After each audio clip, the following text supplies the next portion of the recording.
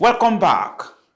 Reliance on importation, introduction of 7.5% value-added tax, as well as devaluation of the naira have been adduced as major reasons responsible for the surge in the prices of liquefied petroleum gas, LPG, also known as cooking gas.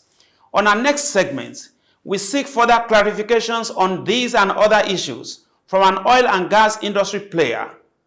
Join us.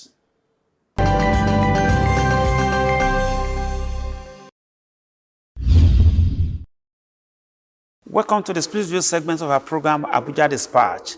And on Split Views tonight, we take on the chairman, Global Gas Limited, Mr. Kenneth Yellowe. Thank you for your time, sir. Thank you very much. Appreciate it, sir. Now, sir, as a stakeholder in the oil and gas sector, what reasons will you give to Nigerians on the streets for the sudden increase in the cooking gas, the gas that you used to cook in their homes, normal gas? You can compare this to a farmer who grows yam.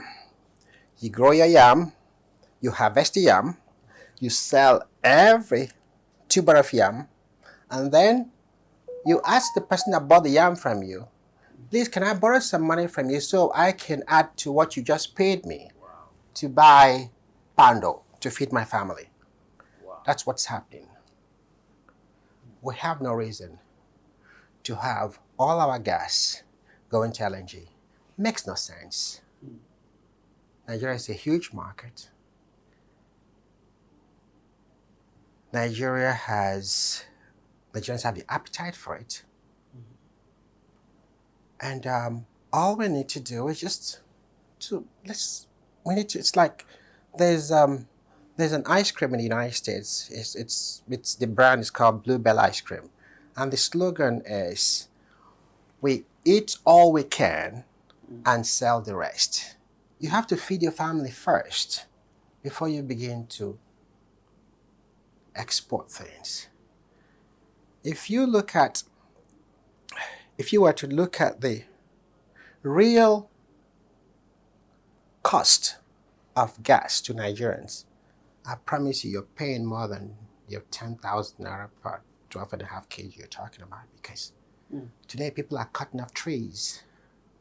So you look at the environmental consequence of that. You go to the north, the Sahara is encroaching. You get what I'm saying? Mm-hmm. So if you look at the overall consequence of what's taking place, we have no business sending all our gas to LNG. We just really have all this train, whatever. LNG is a bad business for us, really. I mean, I'm not saying government has their reasons, but we need to take care of Nigerians first. Nigeria is a huge market. We're a sophisticated market. If we can just have the right policies in place to ensure that we take care of ourselves first, and then whatever we have surplus, then we can market. Anybody who tells you that, they're not, because most times the excuses they have is, when they bring the gas into a domestic market, they don't get value. People don't pay them for it. That's not true. Policies can take care of that. People pay for your petrol. Don't you pay your petrol? No. I mean, if a taxi driver, if you can't go to a petrol station, just take petrol for free. You have to pay for it. Same thing with the gas. We just need to have the right policies in place and right enforcements in place, and then I think that's important. The Petroleum Industry Bill was recently assented to by Mr. President. Of what empirical benefit do you think this bill, this act as it were now, will bring to the table? Well, quite frankly, the PIB has been an issue on the burner for quite some time, and was just passed just a few months ago. So, from my individual, the way I look at it, quite frankly, the PIB is good, but we as a nation, as a people, within the industry, we do not have, not just the sophistication, we don't have the capacity to be able to truly, let me use an analogy to explain myself. For instance, okay, you are a Nigerian, you are now given access to an asset.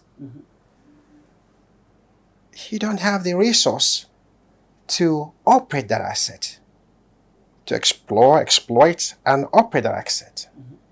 What do? You now go back to the IOCs that have the deep pocket, that have the resources to now lend you funds to be able to operate that field or that asset. Before they lend the funds to you, they would have cornered all the benefits out of the asset to themselves. You as an individual, you don't have the leverage to be able to negotiate with them.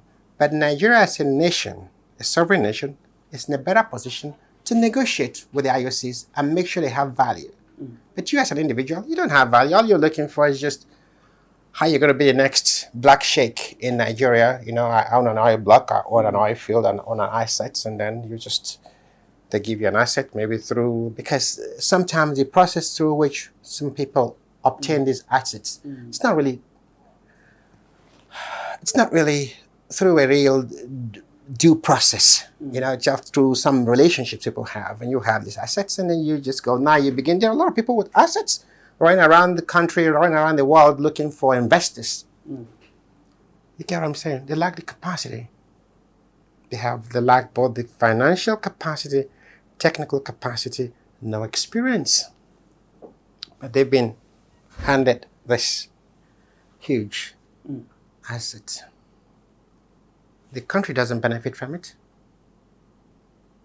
I don't know if my explanation makes sense to you, if you know what I'm saying. So I mean, the PIB, everybody's all clapping for it. It's all fine and good, but it's not something that I don't think it's a priority for us at this point, because we lack the capacity to do a lot of things that needs to be done in that space. You know, the government, NNPC, the government should have, you know, tried to position themselves a bit. I mean, like, have NNPC better managed in terms of how to interface with the national oil companies or the IOCs, whatever, you know. But to just give up blocks to individuals, a bit difficult here. Thank you. As a stakeholder in the oil and gas sector, why do you think the oil companies, particularly these foreign oil companies, are against digital metering in Nigerian oil energy sector generally? There's no rocket science to this. It's just about the willpower of Nigerians to want to do what is right for Nigerians, for the good of Nigerians, for the progress of Nigeria, for the development of Nigerians. It's all within us to do what's right for us. There's no rocket science to it. These are things, you can't blame it on the oil companies. The oil companies are not the ones driving this. You follow what I'm saying? I mean, most of the multinationals in the country, the NOCs, are run by Nigerians. You follow what I'm saying? So it's just, we need to do what's best for Nigeria. Besides, oil is actually getting obsolete now. I mean, you have the climate issues, and so if we're still in that world of oil to save us, I think we're in trouble. This economy accounts for about 80% of the national income, and meanwhile there is this global call for renewable energies in form of wind and all sorts of options. Now, how will you juxtapose this with the monolithic economy that Nigeria is? I mean, we are depending on oil, and right now there's this shift to other options globally. We as a nation, we as a people, we failed to better manage our resources. It's now responsible for carrying the foreign exchange need for the rest of this pie. Do you follow what I'm saying? Agriculture that represents about 60+% of our GDP, we don't export anything. Because Nigerians need to begin to become educated on how their country is run. It is absolutely very important. For everybody we're all stakeholders. Everybody must participate in this, must understand why the Naira is at almost 600 Naira to $1. We must understand why. Because we produce nothing. We export nothing. Even our crude, it's a swap. All our refineries are down. So we begin to ask ourselves, why? You have the demographics of between 18 to 35 or 36 years of the Nigerian population. We're a young population. This group, these demographics represents about 75% or so of the population of the country. And then I can assure you that more than 60-70% of them are unemployed. Very true. That's correct. It doesn't matter what somebody tries to tell anybody. Almost unemployed or underemployed. Now, you and I can sit down here right now. I can use my calculator from this telephone. You and I can do a simple back of the envelope arithmetic. And you will see, if we can bring some of that gas, even if it's subsidized by the government, to bring some of that gas back, the federal government tells NNPC, their joint venture, tells their JV partners in the NLNG, that look, we want to take some of our gas to fuel our nation. Yeah, do I try to do that? If we did that, and we can get all those hardwares, those power plants, just get them fuel. Let's try to increase power generation in the country. That should be our number one priority. That's true. Once we do that, I promise you, and then just creating an environment where people can trust. People can trust that if I did what I'm supposed to do under the law, this is going to be the results. Do you get what I'm saying? If we can do that, people will set up industries, manufacturing industries. There's a huge market here. And people will get employed. Government, just do your part. Just do your part. Do your part. And there will be a beautiful country. Nigeria's a lovely country. It's a great country. Sure. The chairman, Global Gas Limited, Mr. Kenneth Yellowe. Thank you for your time, sir. Thank you very much. Appreciate it, sir.